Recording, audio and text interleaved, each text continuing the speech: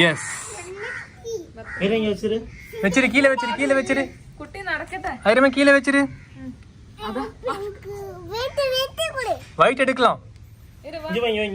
இதே சைஸ்ல இருக்கிறப்பதான் நம்ம நிக்கியோட குட்டிங்களையும் வெளியே வச்சு நம்ம நிக்கியோட பர்த்டே செலிப்ரேட் பண்ணோம். இதே இடத்துல 3rd பர்த்டே நினைக்கிறேன்ல, நிக்கியோட 3rd பர்த்டே செலிப்ரேட் பண்ணோம்.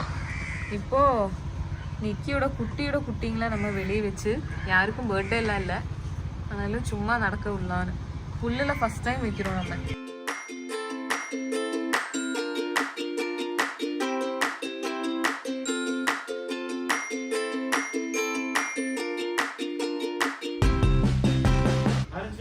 என்ன பண்றோம் நீங்க இவனுங்கெல்லாம்?